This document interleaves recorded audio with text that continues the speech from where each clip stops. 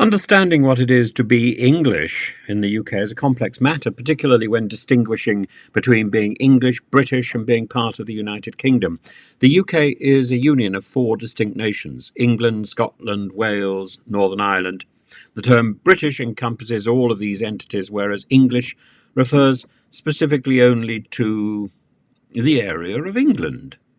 And the Channel Islands and the Isle of Man, though not part of the UK, have a distinct relationship, being crown dependencies with their own legal system, but sharing our British monarch. Scotland adds a level of complexity due to its historical and ongoing push for independence, heightened and highlighted by the 2014 referendum and the persistent calls for another.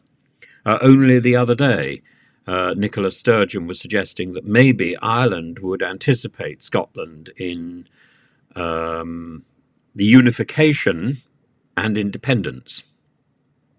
The question of regular referenda, akin to the proposed Reform UK and UKIP stance, raises concerns about political stability and consistency. Nigel Farage, who wants Reform UK to represent itself who wants Reform UK to be represented in Scotland, has historically advocated for democratic processes like referendums, and applying his logic consistently would indeed support the notion of recurring independence votes across Scotland. However, you might find that when Farage actually gets up there, he will say, oh, it's destabilising, and conflicting with unionist principles that he upholds and his opposition to the breakup of the UK.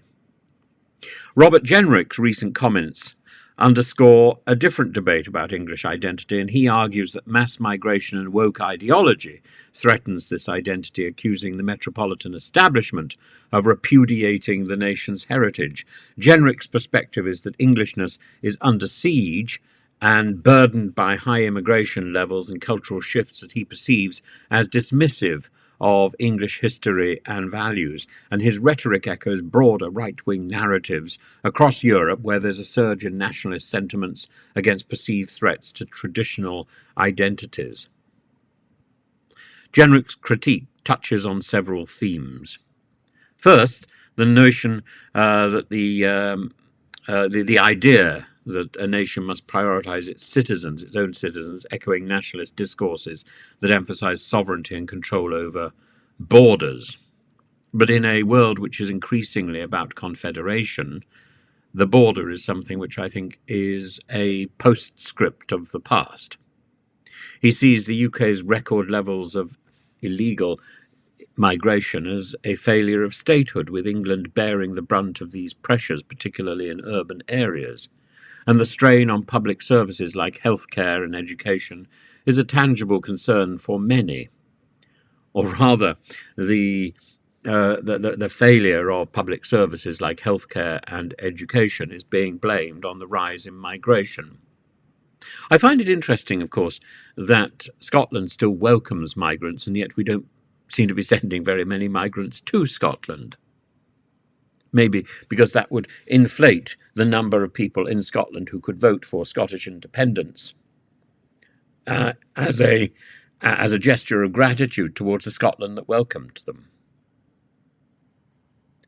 So attributing the strain on healthcare and education solely to immigration overlooks the deeper systemic issues that exist.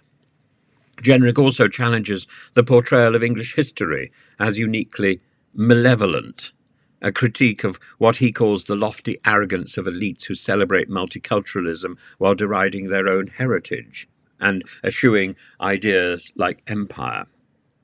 This reflects a broader cultural war over national narrative and identity, and the focus on historical guilt is indeed a contentious topic, with some arguing for a more nuanced understanding of history, while others, like Jenrick, see this as undermining national pride.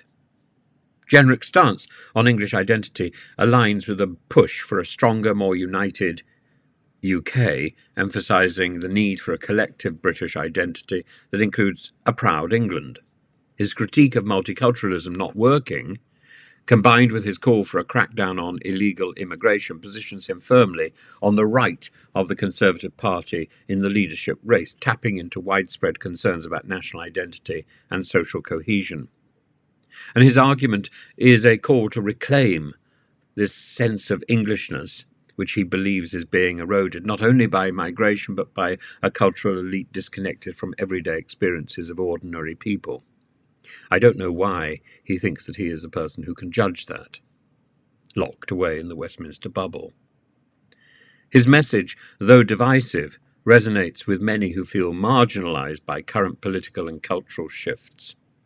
Whether this approach can reconcile the diverse identities within the UK or exacerbate divisions remains an open question, particularly as calls for Scottish independence persist and debates about the future of the UK and the fragility of the UK continue.